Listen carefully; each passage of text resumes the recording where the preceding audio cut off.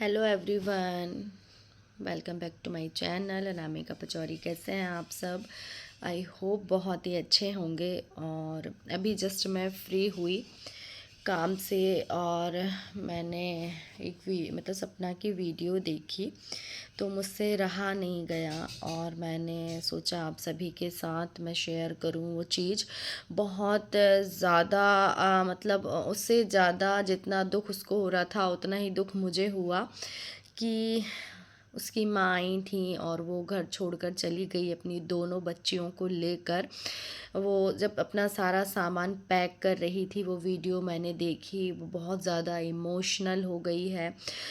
एक एक चीज़ उसकी यादें वो बस वही बता रही थी कि वही कि यहाँ मैं वीडियो बनाती थी, यहाँ मैं शादी कर कर आई थी, मेरी बच्चियाँ यहाँ पर हुई, उन सभी चीज़ों को याद करके बहुत रो रही थी, बहुत इमोशनल हुई। और सच भी है, एक लड़की जब शादी कर कर आती है और तो उसे उसके घर से और उसके रूम से बहुत ज़्यादा अटैचमेंट हो जाता है और जब उसे छोड़ना पड़ता है या जाना पड़ता है तो बहुत ज़्यादा दुख होता है। उसी तरह जिस तरीके से हम जब अपनी शादी करके विदाई करके आते हैं, चाहे वो खुद का घर हो या किराए का घर हो, और ये तो उसे घर से निकाला जा रहा है, छोड़कर जा रहा है, उसके साथ साजिश हुई है, पूरी प्लानिंग के साथ उसको इतना टॉर्चर, इतना परेशान कर दिया कि आखिरकार उसे घर से जाना ही पड़ रहा है। उसने पूरी रिकॉर्डिंग सुनाई है घर छोड़ के जाने के बाद अपने सारी सामान की, सारी चीज़ों की, कि उसके सास ससुर से उसकी बात हुई है फ़ोन पर कि घर को लेकर, गाड़ियों को लेकर, हर एक चीज़ को लेकर वो अपना वही सामान लेकर गई है जो उसका खुद का था, खुद के पैसों का था और जो उसने यूट्यूब से कमाया था। और वो उसके अलावा एक भी चीज़ भी नहीं ले गई। उसने दिखाया उसकी सास की साड़ियाँ वगैरह सब वो छोड़ कर गई, सिर्फ खुद का अपना सामान, जहाँ तक कि उसको सूरज जी और राजवीर जी ने कुछ गिफ्ट्स दिए थे, गोल्ड हो या फिर कपड़े हो, वो भी वो नहीं लेकर गई। और रिकॉर्डिंग में ये बात आई है सामने, सास ससुर से बात कर रही है तो उसके सास ससुर बेटा करके बात कर रहे हैं कि बेटा तुम्हारी गाड़ी की चाबी, आपका आधार कार्ड, आपका पैन कार्ड, आपका सारी चीज़ें हैं, आप, मैं पूरा सूटकेस भेज रहा हूँ, आप ले लेना। और जब घर मथुरा वाले घर वाली बात हुई तो सपना ने पूछा आप रखेंगे या मैं रखूँ, या आप मुझे पैसे दे देना, आप रखोगे तो मैं पैसे दे दूँगी। तो उन्होंने बिना सोचे समझे पहले कह दिया कि घर आप रख लो। सपना से बोला घर आप रख लेना। फिर उसने ये भी बताया उसकी सास के कहने पे या इशारे से, बाद में वो एकदम से पलट गई कि नहीं वो घर हम ही रखेंगे, क्योंकि तुम तो यहाँ रहोगी नहीं, अंशु भी नहीं है और तुम भी नहीं रहोगी, तो हम लोग इस घर में रह के क्या करेंगे, हम वहाँ चले जाएंगे।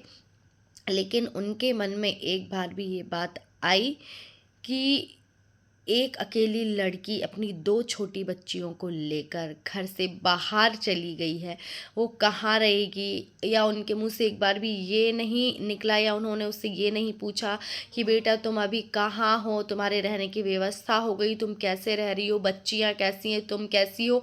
सिर्फ उन्हें घर और प्रॉपर्टी की पड़ी।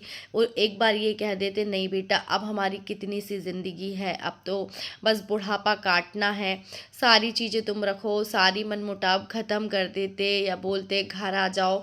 जब ये उनको पोतियों से इतना ज़्यादा प्यार है, कहा जा रहा है, तो भाई उनकी खातिर वो उसको घर में रखते, बुलाते या उसकी चिंता करते या कहते कि ठीक है अगर तुमको हमसे परेशानी है तो हम इस घर से चले जाएंगे, तुम बच्चियों को लेकर आ जाओ। लेकिन कहते हैं ना कि मति भ्रष्ट होती है तो कुछ समझ नहीं आता, और पता नहीं इंसान को बुढ़ापे में क्या हो जाता है, उसकी मति कैसी हो जाती है। कहते हैं ना एक बच्चा और एक बुढ़ापा, ये दोनों बहुत ऐसी चीज़ होती हैं कि जिससे इंसान कुछ ऐसी चीज़ें कर जाता है जो उसको कुछ भी समझ में नहीं आता है। अब इन दिनों में तो उन्हें प्यार से रहना चाहिए, खाना पीना चाहिए, भजन करना चाहिए, अपने पोता पोतियों के साथ खेलना चाहिए, बहुत सारी चीज़ पता नहीं मगर क्या हो गया है। और औरतों को ये सच है कि बहुत चीज़ें सहनी पड़ती हैं। औरतें अपना नाम, अपना घर, अपने मम्मी पापा, अपने सारी चीज़ों को छोड़कर एक पराए घर जाती है, एक नए इंसान के साथ, एक नए परिवार के साथ अपने गृहस्थ जीवन की शुरुआत करती है और वो सब कुछ न्यौछावर कर देती है अपने घर परिवार को सुखी रखने के लिए, सब करने के लिए। लेकिन बदले में उसे क्या मिलता है? गालियाँ, ताने, जुल्म, मारपीट, बस यही कभी ससुराल में बहुओं को बेटी बनाकर नहीं रखा गया है। ये नहीं कहती मैं सारे ससुराल वाले बुरे होते हैं या सब, क्योंकि आई टच गुड मैं बहुत अच्छी हूँ, मुझे बहुत अच्छी फैमिली मिली है।